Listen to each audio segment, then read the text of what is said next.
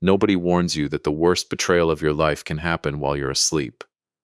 Not the kind of sleep where you dream, the kind where machines breathe for you, where your own son sits 3 feet from your hospital bed and signs your name to papers you never saw.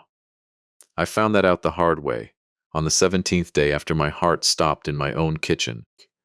I woke up to a room full of relief on everyone's face except mine, because I was the only one who understood, in that first foggy hour, that something in the air was wrong. Something had happened to me while I was gone, and it would take a dead woman's lawyer walking through that hospital door to show me exactly what. Thanks for being here. Before we begin, tell me where you're watching from. Your city or your country. Welcome back to the channel. I read every comment, so leave one below when you're finished, and let me know if you've ever had to fight for something that should never have been taken from you in the first place. One quick note before we start. This story includes fictional elements woven in for the sake of storytelling. Any resemblance to real people, places, or events is purely coincidental. But the truth underneath it, the truth about trust, about family, about what people will do when they think you can't hear them anymore, that part is real enough to matter. My name is Walter Hendricks. I'm 62 years old, and for 38 of those years I worked as a structural engineer, mostly bridges, mostly in and around Richmond, Virginia, though my work took me up and down the East Coast more times than I could count. I built things that were supposed to outlast me. Steel and concrete and calculations carried out to the fourth decimal place, because in my line of work a mistake didn't just cost money, it cost lives. I retired 4 years ago with a good pension, a paid-off house on a quiet street called Larkspur Lane, and a wife named Margaret who used to tease me that I trusted numbers more than I trusted people, and that this was going to get me in trouble someday. She was right. She usually was.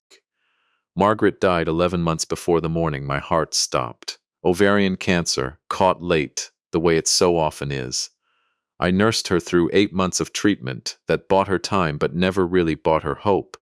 Not after the third round, not after we both quietly stopped pretending otherwise. She died on a Tuesday in March, in the bedroom we'd shared for 34 years, with her hand in mine and the window open, because she wanted to hear the birds one more time. I had thought, foolishly, that losing her was the worst thing that would ever happen to me. I hadn't yet met the version of my family that would emerge in the year that followed. My son Daniel is 39. He works in commercial real estate, the kind of job where the suits get sharper every year and the handshakes get firmer, and somewhere along the way the person underneath starts to disappear into the performance of success. He married Vanessa 9 years ago, a woman with a marketing background and an instinct for reading a room that I used to admire before I understood what she was actually reading it for. They have 2 children, my grandchildren, Sophie and Mason, 10 and 7, and if there is any reason I don't regret a single hour of what came next, it's them. Everything I did with their faces in my mind. For the first 10 months after Margaret passed, things were quiet. Painfully quiet. In the way a house is quiet when half of it has gone missing. Daniel called on Sundays. Vanessa sent the kids over on some Saturdays, and I taught Sophie how to identify the different birds that came to Margaret's feeder. The one I refused to take down, the one I kept filled every week, because Margaret had asked me to promise I would, and because some promises you keep even when the person who asked for them is gone. I noticed the shift in November. Small things at first. Daniel started asking questions he'd never asked before. How was I feeling? Was I taking my blood pressure medication? Had I seen a doctor recently just to check on things, at our age? I remember laughing the first time, telling him I was 62, not 92, and he'd laughed too. But there was something underneath the laugh that didn't quite match his eyes. Then came the dinner in early December, the one where Vanessa brought up. So, casually, I almost missed it.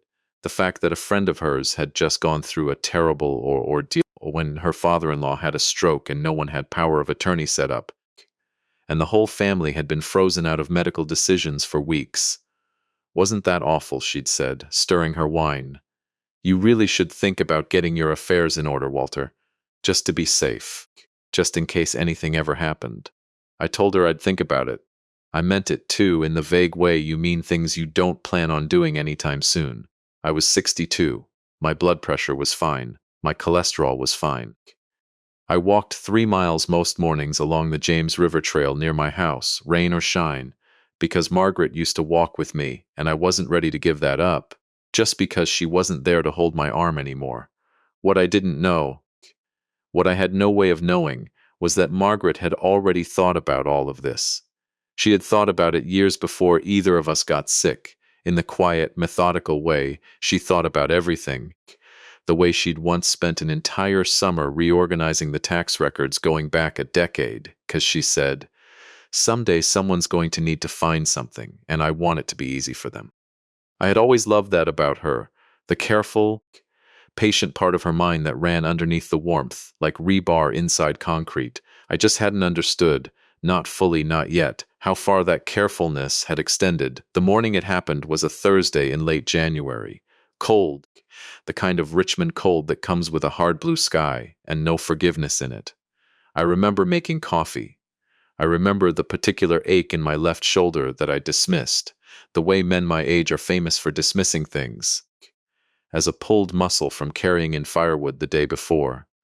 I remember standing at the kitchen counter with my hand pressed flat against my chest, feeling something wrong, something enormous and wrong, spreading through me like cold water filling a hull.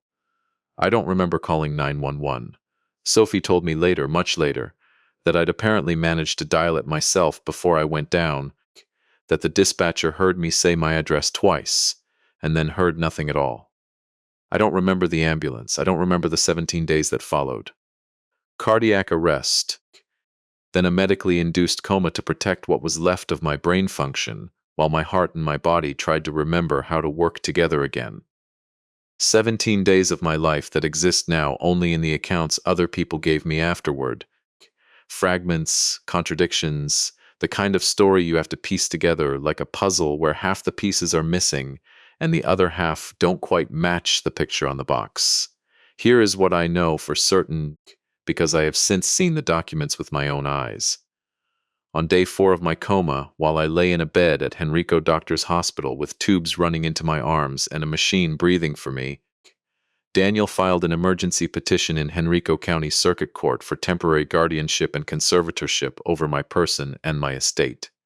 On day 6, the court granted it on an emergency basis, the kind of ruling meant to last only as long as necessary to protect someone who cannot protect himself. On day 9, with that temporary authority in hand, Daniel and Vanessa met with an attorney named Curtis Fenwick, a man I had never met in my life, a man whose name I would come to know very well in the months that followed, and they began the process of amending my estate plan, not my will exactly. Not at first. What they did first, what I would later understand was the more dangerous move, was change the beneficiary designations on accounts that don't pass through a will at all. My retirement accounts, a life insurance policy I'd held since my 30s. As conservator, Daniel had the legal authority, temporarily, to manage those assets, and managing, it turned out, included the power to update paperwork that had sat untouched since Margaret and I set it up together 15 years earlier. On day 11, they went further. Working with Fenwick, they drafted a new will altogether, one that named Daniel as sole executor and primary beneficiary of my estate, reducing what would have gone to Sophie and Mason's education trust, and removing entirely a small bequest. Margaret and I had specified years earlier for my sister June, who lives in a modest apartment in Roanoke on a fixed income, and who Margaret had always worried about. The new will could not be signed by me, of course. I was unconscious. But Virginia law, in certain narrow and heavily scrutinized circumstances, allows a court-appointed conservator to petition for authority to modify an incapacitated person's estate plan if they can demonstrate it serves the ward's best interests or corrects an outdated arrangement. Daniel's petition argued exactly that. It argued that my existing will, drafted 9 years earlier, no longer reflected my current family situation, that circumstances had changed, that updates were reasonably necessary. The hearing on that petition was scheduled for day 19. I woke up on day 17. I want to tell you what it's like, waking up from something like that, because I don't think people understand it who haven't lived through it. It isn't like waking up from sleep. There's no smooth transition, no gradual awareness building up from the dark. One moment there is nothing, and the next moment there is a ceiling tile with a water stain shaped like Ohio, and a sound that turns out to be my own heartbeat on a monitor, and a face leaning over me that takes several long seconds to resolve into my daughter-in-law, Vanessa, saying my name in a voice that sounded, even through the fog in my head, slightly too rehearsed to be pure relief. Walter, Walter, can you hear me? Oh my God, Daniel, get the nurse, he's awake. The next several hours are blurred in my memory, understandably. Doctors, nurses, a neurologist who shined a light in my eyes and asked me to squeeze her fingers and tell her what year it was. I got the year right. I got my name right. I got Margaret's name wrong the first time, called out for her before some deep, terrible part of my brain remembered all over again in that horrible replaying way that grief sometimes works, that she had been gone for almost a year. That was its own small death, right there in the hospital bed. Having to lose her a second time in the space of a single morning, Daniel was there. He held my hand and his eyes were wet, and I believed, in that moment, completely and without question, that what I was seeing was simple relief, a son grateful that his father had survived. I want to be fair here because fairness matters to me, because Margaret raised me to be fair even when it's hard. And I believe that some part of what I saw in Daniel that day was real. I believe my son loves me. What I would come to understand, slowly, painfully, over the days that followed, is that love and self-interest can occupy the very same heart at the very same time, can sit right next to each other without either one canceling the other out, and that this is one of the saddest and truest things I have ever learned about people. It was 2 days later, day 19. The day the guardianship hearing had originally been scheduled before my waking up postponed it, that I first sensed something was wrong. I was still in the hospital, stronger now, sitting up, eating solid food, when Vanessa came to visit alone, without Daniel, without the children. She sat in the chair beside my bed with a folder in her lap, the kind of manila folder that instantly makes anyone who's ever dealt with lawyers or banks feel a small cold drop in their stomach. Walter, she said, and her voice had that same careful, prepared quality I'd have recognized instantly if I'd been at full strength, but I was still tired, still recovering, still grateful, simply to be alive and breathing on my own. While you were unconscious, we had to make some decisions, legal decisions, just to keep things running smoothly, to protect your interests. I want you to understand that everything we did was because we love you and because someone had to step in. She opened the folder. Inside were copies, she explained, just for my records, of the guardianship petition, the temporary conservatorship order, and she said this part quickly, the way people say things they've rehearsed, saying quickly, an updated estate plan that Daniel had put together with an attorney, just as a precaution, just to make sure everything was current, and reflected the family as it exists today. I remember looking at those papers in a hospital bed with an IV still taped into the back of my hand, and I remember a very specific, very physical sensation, like the floor of the room had shifted 2 inches to the left without the walls moving with it. I asked her, as calmly as I could manage, what exactly updated meant. She told me, and to her credit, or perhaps simply because she assumed I was too weak and too grateful to fight back, she told me plainly. The retirement account beneficiaries had been changed. The life insurance policy beneficiary had been changed. And a new will had been drafted, one that named Daniel as executor and primary heir, with adjustments, she called them, to the amounts previously designated for Sophie and Mason's education trust, and for my sister June. It just made more sense, she said, given where things stand now. June has her own life. The kids' trust can always be added to later. We just wanted to simplify things, Walter, so there wouldn't be any confusion or conflict down the road. I did not raise my voice.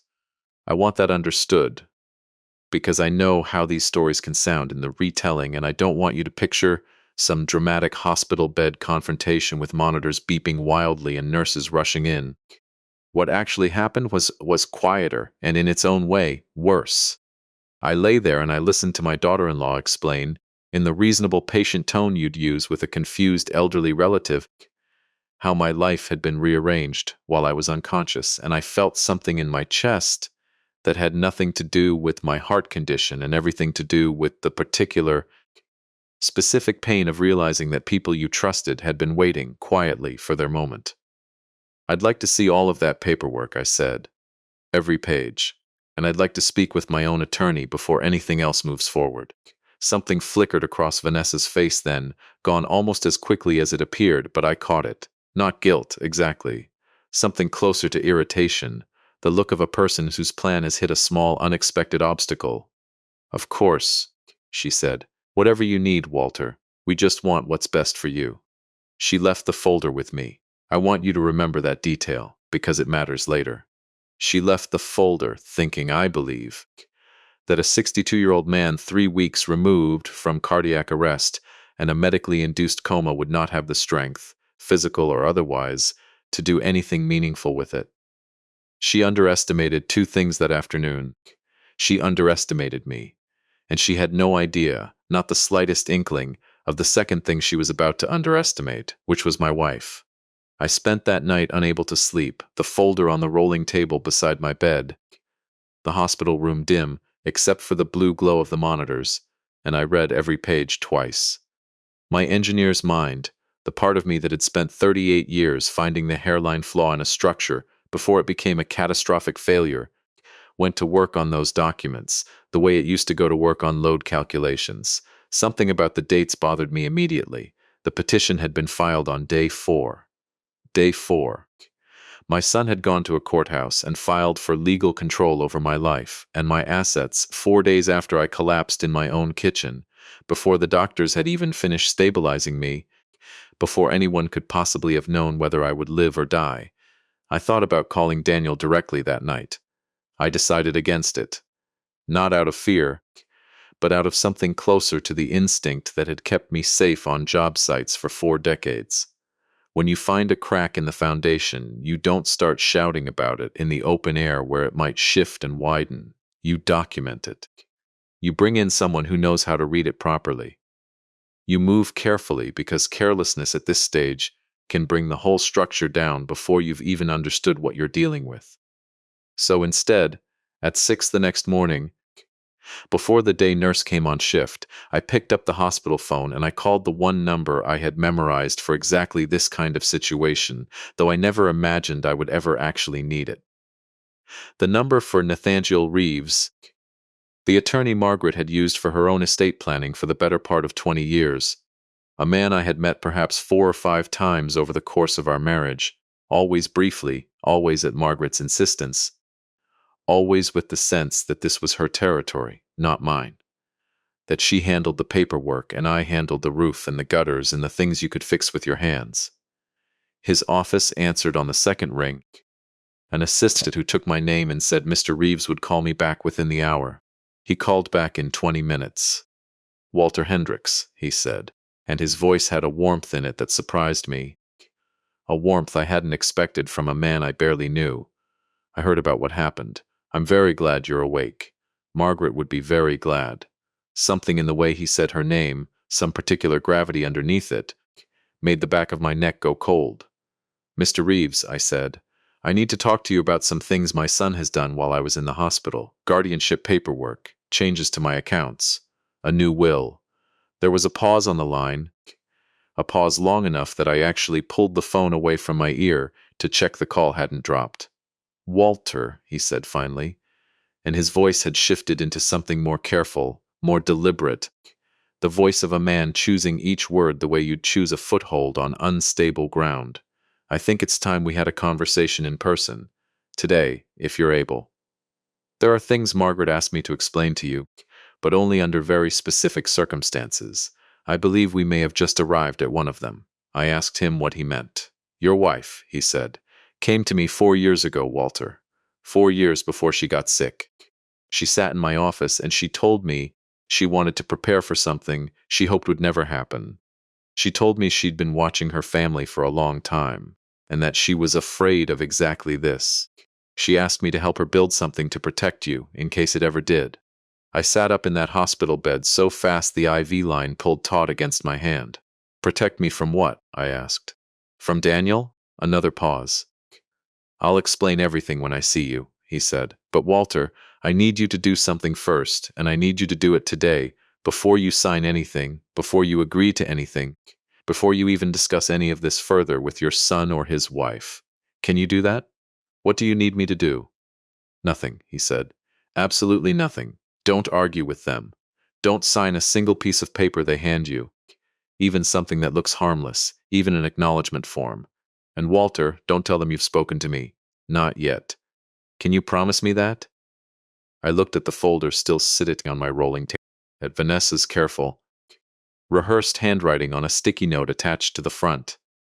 For your records, and I thought about Margaret 4 years ago, sitting in an office I could barely picture, telling a stranger she was afraid of something she never once mentioned to me. 4 years. She had known something, or feared something, or seen something. 4 full years before the moment I was lying in that bed discovering the wreckage of it. I promise, I said. Good, Nathaniel Reeves said. I'll be there by 2 o'clock, and Walter, I know this is a great deal to absorb all at once, but I want you to understand something before I hang up this phone. Your wife loved you more carefully than almost anyone I have ever represented in 30 years of practicing law. Whatever you're feeling right now, however frightening this is, I promise you, you are not standing in this alone. She made absolutely certain of that. I hung up the phone and sat in the pale early light of that hospital room. My heart, the same heart that had stopped 17 days earlier and been coaxed back into rhythm by strangers with paddles and steady hands, now pounding for an entirely different reason. Outside my window, the sky over Richmond was turning that hard winter blue again, the same color it had been the morning I collapsed, and I found myself thinking, with a clarity that surprised me, that Margaret had always been better at reading the world than I was. I built bridges. She had apparently spent the last years of her life quietly building something else entirely. A bridge meant to hold my weight after she was gone, in case the ground beneath me ever gave way. I had no idea yet how far that bridge extended, or what it would take in the days ahead to walk across it. Nathaniel Reeves arrived at exactly 2 o'clock, and the moment he walked into that hospital room, I understood why Margaret had trusted him for 20 years. He was a tall man, silver-haired, somewhere in his 60s, with the kind of unhurried presence that made the whole room feel steadier just by his being in it. He shook my hand carefully, mindful of the IV, and pulled the visitor's chair close to the bed before he sat down. The way you sit close to someone when what you're about to say requires quiet, requires proximity, requires that the words not have to travel far to be heard clearly. First, he said, how are you feeling? Truly. Confused, I admitted. Frightened, if I'm honest. And angry, though I'm still working out exactly who I'm angry at. He nodded slowly, as if that answer confirmed something he'd expected. That's a reasonable place to start, he said. Let me try to make some of the confusion smaller, even if I can't do anything about the anger. That part, I suspect, you're entitled to. He opened a leather portfolio he'd brought with him, and withdrew a single sheet of paper, handwritten, the ink slightly faded with age in the way ink fades after several years sitting in a locked file.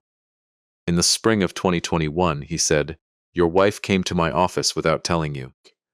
She told me later that this was the hardest secret she ever kept from you in 34 years of marriage, and that she hated every day of it. But she believed, and I came to believe alongside her, that it was necessary. I felt my throat tighten. What did she see, Nathaniel? What made her come to you? He glanced down at the paper, though I suspected he already knew every word on it by heart. She told me that over the previous 2 years, she had begun noticing a pattern in Daniel and Vanessa's behavior. Small things individually, questions about your health that felt less like concern and more like inventory. A tendency, whenever the four of you were together, for Vanessa to steer conversations toward topics like estate planning, elder law, power of attorney, always framed as hypothetical, always framed as helpful advice for someone else's situation, never quite admitting it was about you. I remember some of that, I said quietly. I thought it was just Vanessa being Vanessa. She's always been that way, practical. Some might say cold, but I told myself that was unfair. Margaret thought the same thing at first, Nathaniel said. She told me she spent almost a year telling herself she was imagining it, that she was being unfair to her daughter-in-law, that grief and worry over your health were making her paranoid. But then, in March of 2021, something happened that she said changed her mind entirely. He turned to the next page in his portfolio. She was at Daniel and Vanessa's house, helping watch the children while they attended what she believed was a business dinner. She went into the home office to find a phone charger, and Daniel's laptop was open on the desk, unlocked, an email thread visible on the screen. She told me she wasn't looking for anything. She simply glanced at it the way anyone glances at an open screen in a room they're standing in, but what she saw stopped her cold. I sat forward as much as the wires in the IV line allowed. What was it? An email exchange between Vanessa and an attorney named Curtis Fenwick, Nathaniel said. And hearing that name spoken aloud, the same name from the folder Vanessa had left on my rolling table 3 days earlier, sent a jolt through me that had nothing to do with cardiac rhythm. The subject line read, quote, "Contingency Planning, Walter H." Margaret took photographs of the screen with her phone before she left the room. She brought those photographs to me a week later.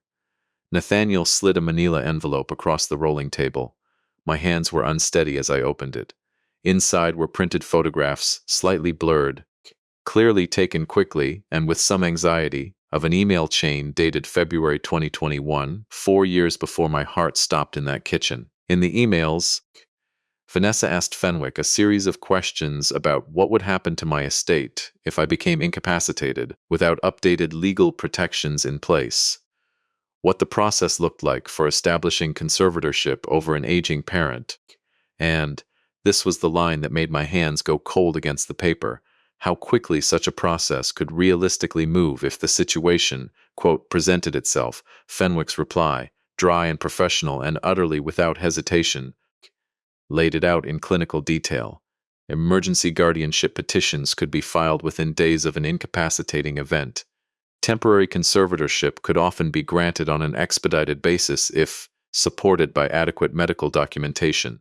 And critically, he wrote, a conservator granted authority over an incapacitated person's estate could, under Virginia law, petition the court for permission to modify that person's existing estate plan if compelling circumstances could be demonstrated. Vanessa had replied to that final point with a single line that I read 3 times before the meaning of it fully settled into my chest like a stone dropping through water. Good to know. Let's keep this in our back pocket. Just in case. Just in case. 4 years before it happened, she had been asking these questions, building this knowledge, sitting on this plan, 4 full years before I ever collapsed in my kitchen. This wasn't a decision made in a moment of crisis.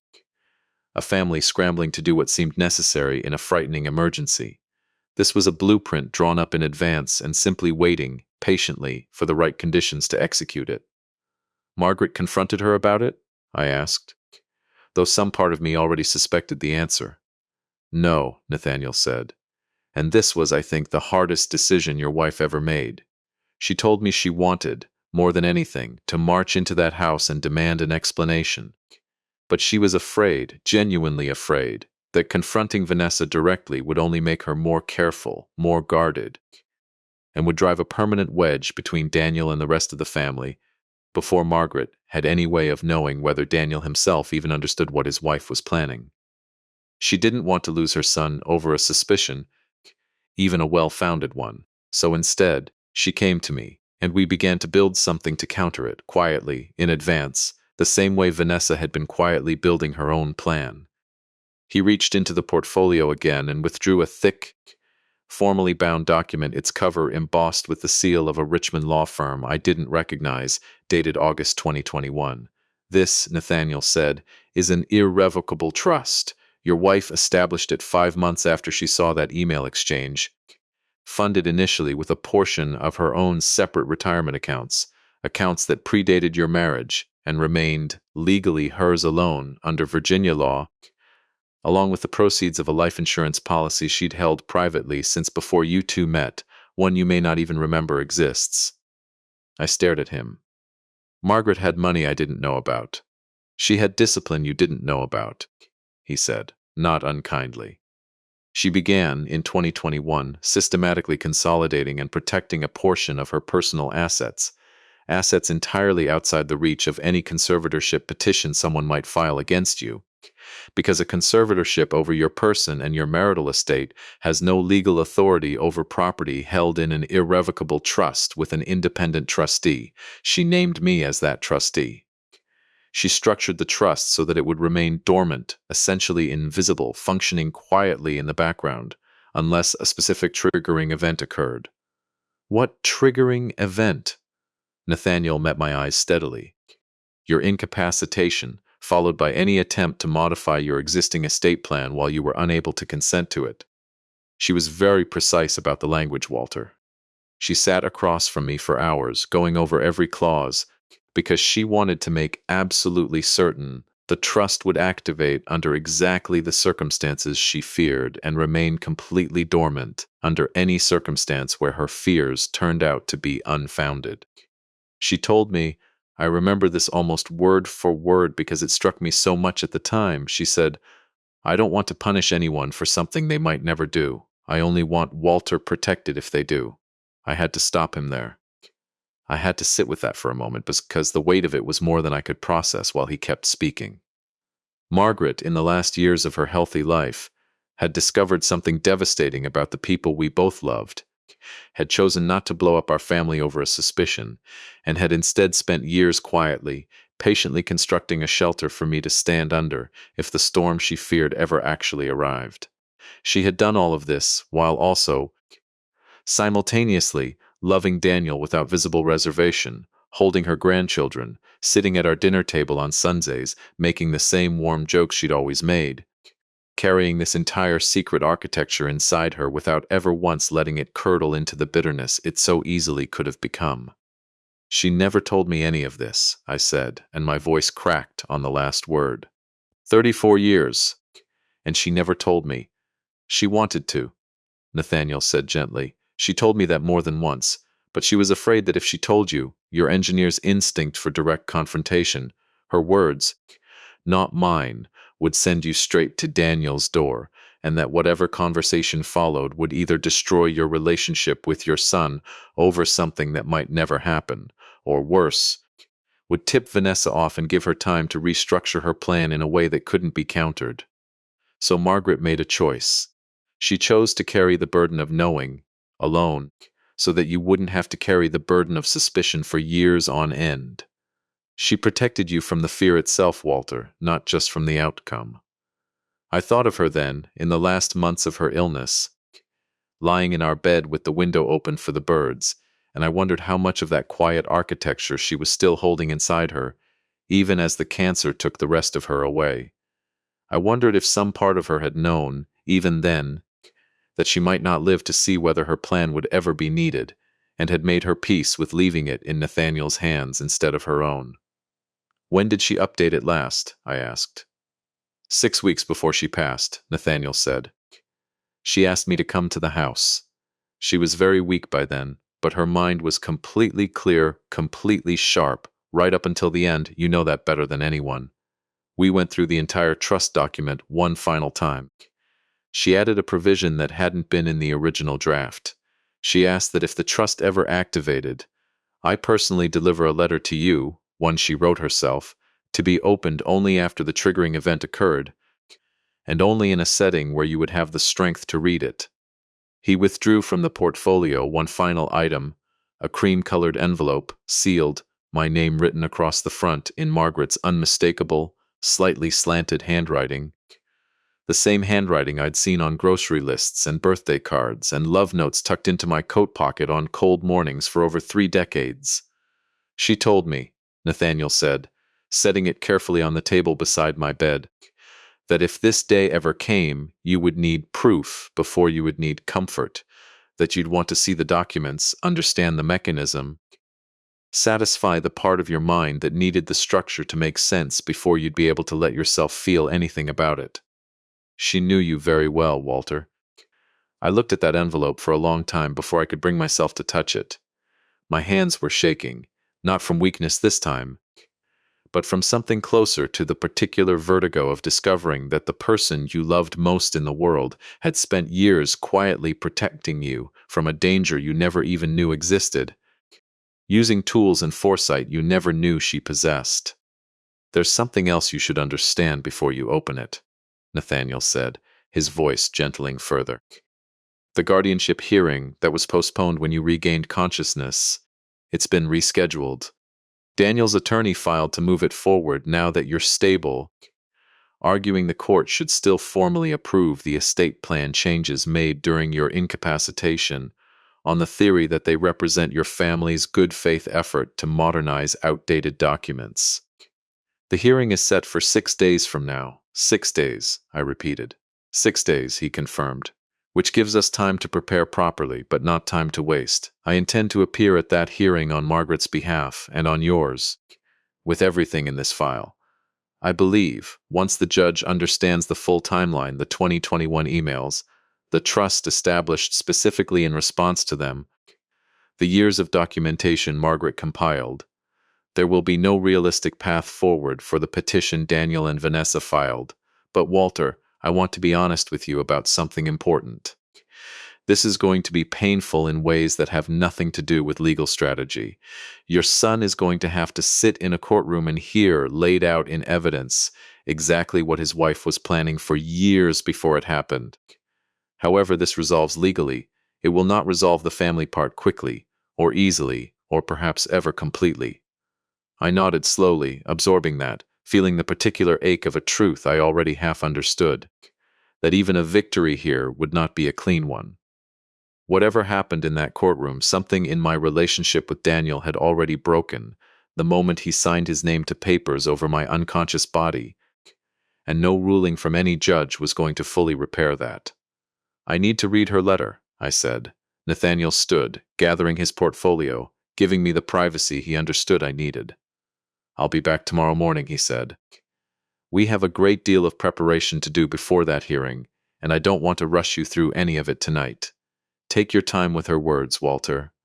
She wrote every line of that letter for exactly this moment, and exactly this room. Whether she ever imagined the specific details or not, she wanted you to have it alone." He left quietly, closing the door with a softness that felt, in that moment, like its own small act of kindness.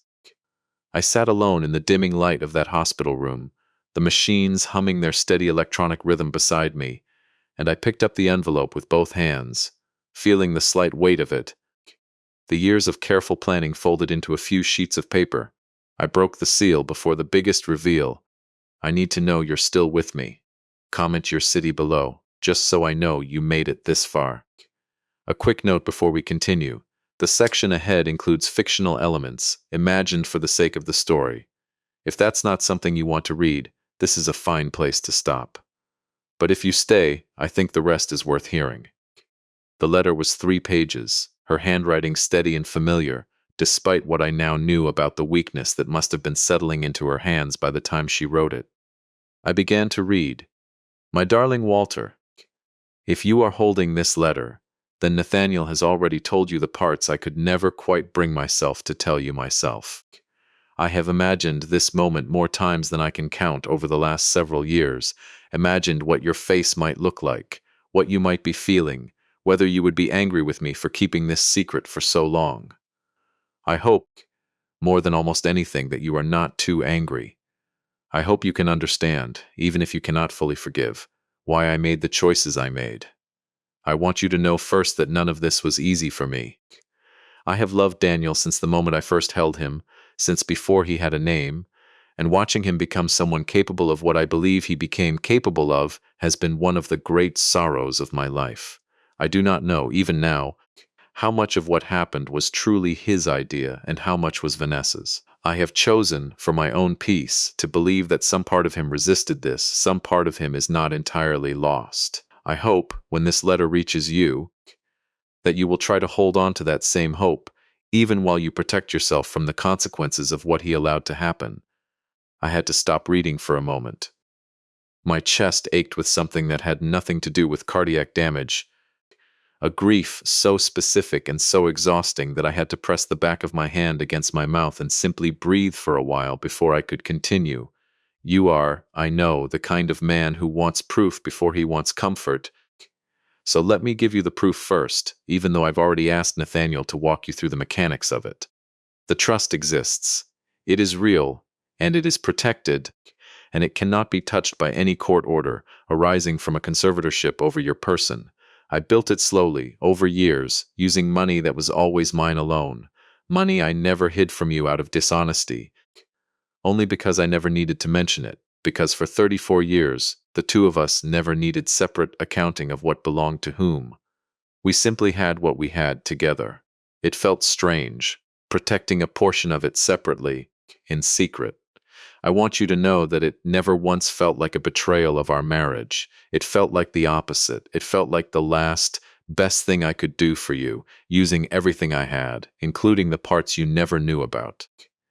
Now let me give you the comfort, because I know that even a man as practical as you will need it eventually, whether he admits it to himself or not. Walter, you built bridges for 38 years. You spent your whole working life making sure that when someone drove across a structure you designed, it would hold, no matter the weight, no matter the weather, no matter how many years passed before anyone thought to test it again. I used to watch you pore over your calculations at the kitchen table late at night, checking and rechecking numbers most people would never think twice about, because you understood something most people never bother to learn, that the strength of a structure isn't visible on the surface. It's in the parts no one sees. The foundation.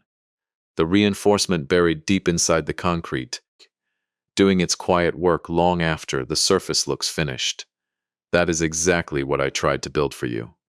A foundation you couldn't see, reinforcement buried deep enough that it would hold even if the surface of our family cracked.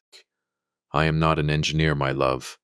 I never understood your formulas, no matter how many times you tried to explain them to me over dinner, while I nodded and pretended to follow along.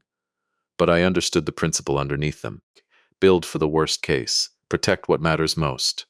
Trust the math, even when you cannot see the strain yet with your own eyes. I love you more than I have ever had adequate words to say in 34 years of trying. I am sorry I am not there to hold your hand through whatever comes next.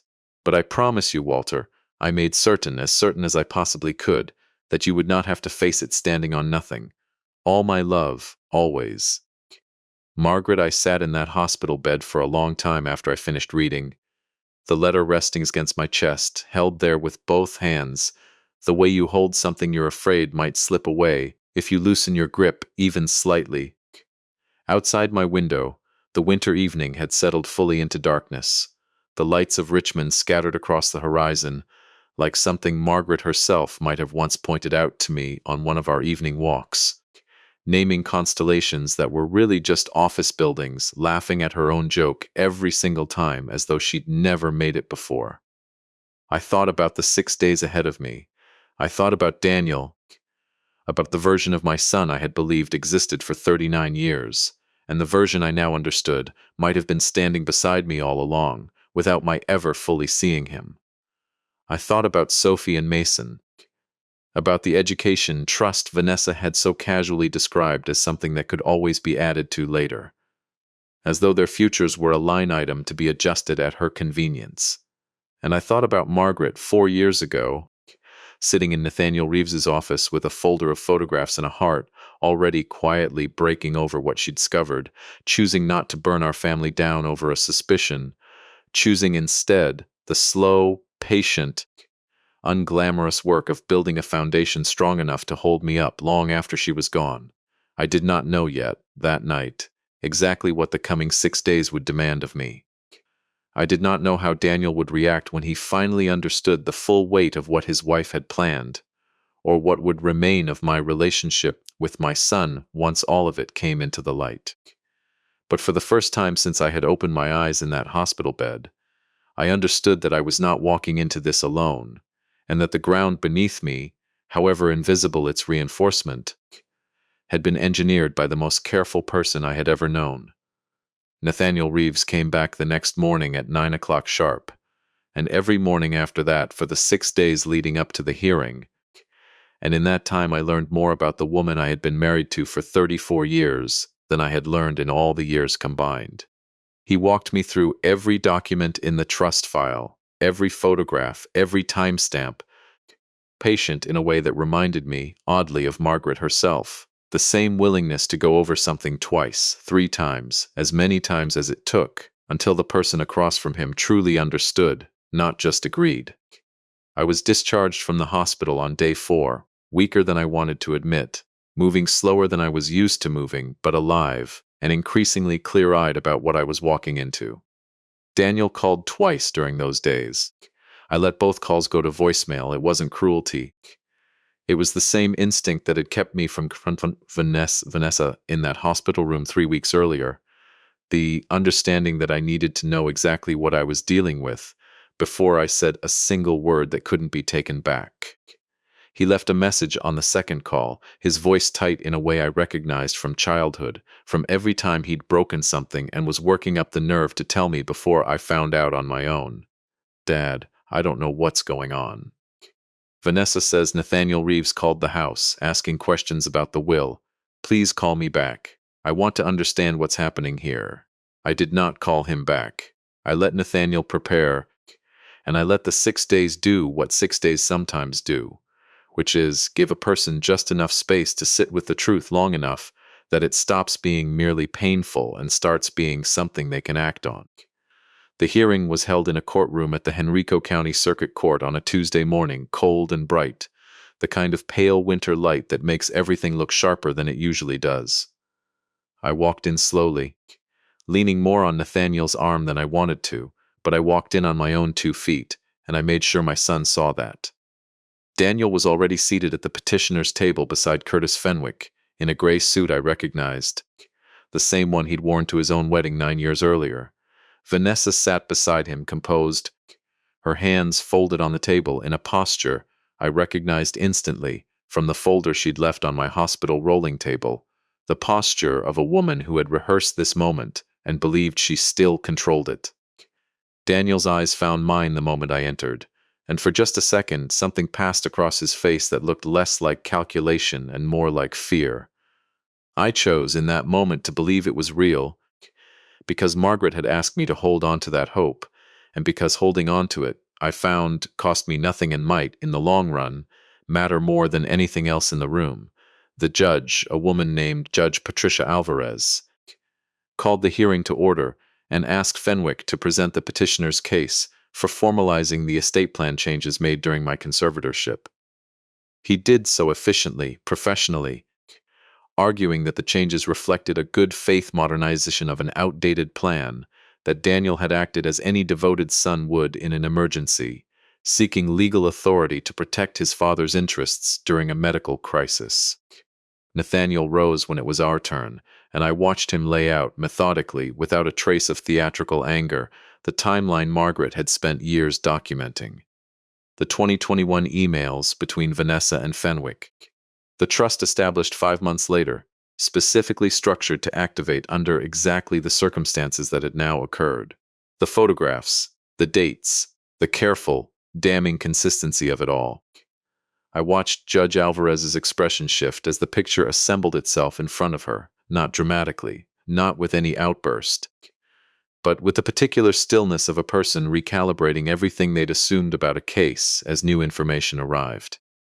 When Nathaniel finished, she turned to Fenwick and asked, in a voice that had gone noticeably colder, whether he had been aware, at the time he drafted the emergency conservatorship petition and the subsequent estate plan revisions, of the 4-year-old email correspondence in which his own client had specifically inquired about exactly this scenario. Fenwick's silence answered the question more completely than any words could have.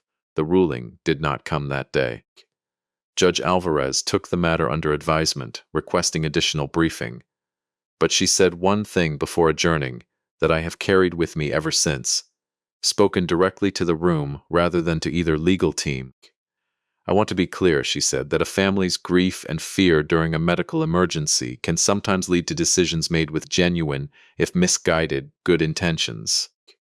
but documented advance planning for exactly the scenario that later occurred is a different matter entirely, and this court takes that distinction very seriously. 3 weeks later, the ruling arrived. The temporary conservatorship was terminated. The estate plan modifications made during my incapacitation were voided in full. My original beneficiary designations were restored, and the court referred the matter to further review regarding whether the initial guardianship petition itself had been filed in good faith. A review that, as of the time I'm telling you this, is still ongoing, and that I have chosen, for now, not to pursue further than the law requires, because some fights are worth winning completely, and others are worth simply surviving with your dignity intact.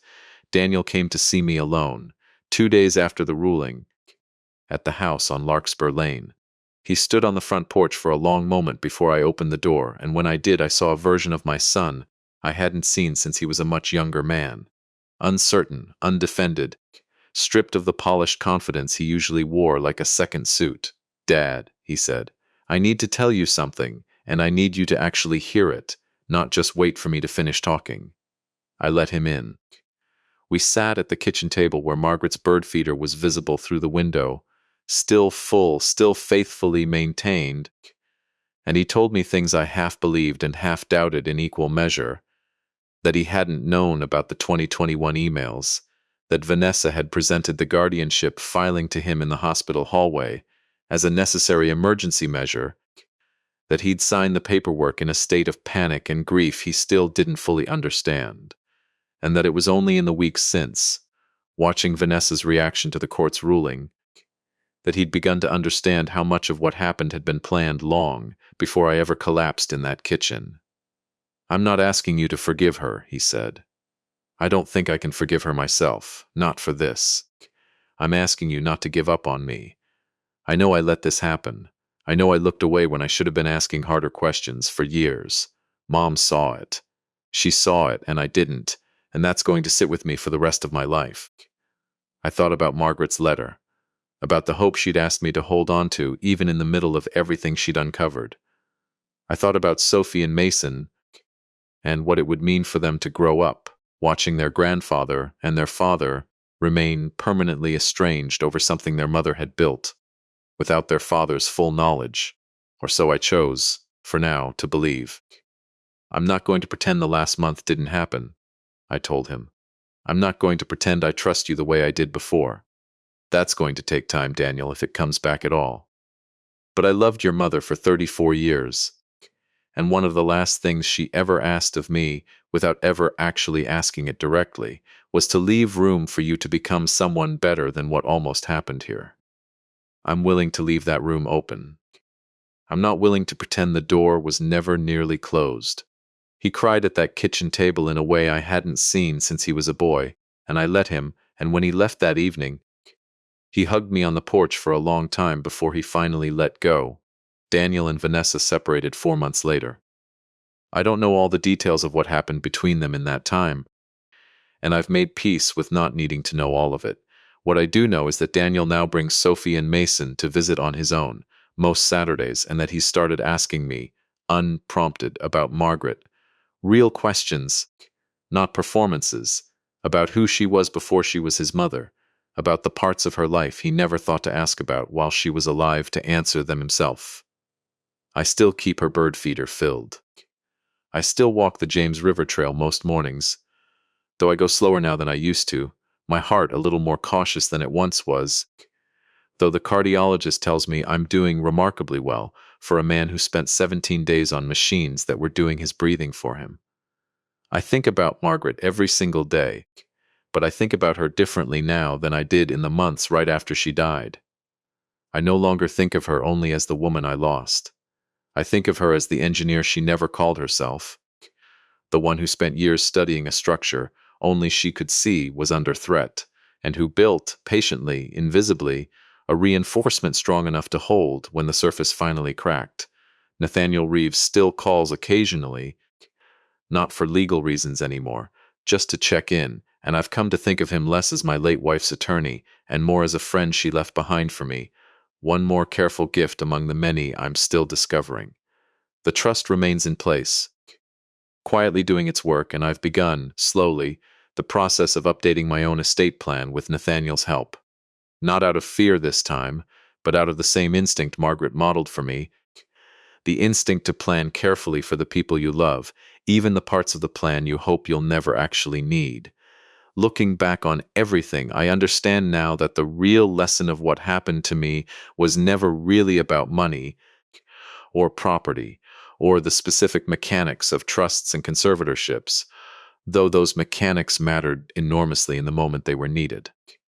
The real lesson was about the difference between the people who show you their love in the easy seasons of life and the people who quietly, patiently prepare to protect you in the seasons you never see coming. Margaret was the second kind of person, and I spent 34 years married to her without ever fully understanding the depth of what that meant until the year after she died, when I woke up from a coma to discover that even from beyond her own life, she had made absolutely certain I would not have to face the worst moment of mine standing on nothing at all. If there is anything I want you to take from my story, let it be this. Pay attention to the people around you, even the ones you love the most, even when paying attention feels uncomfortable or unfair or like a betrayal of the trust you wish you could give freely.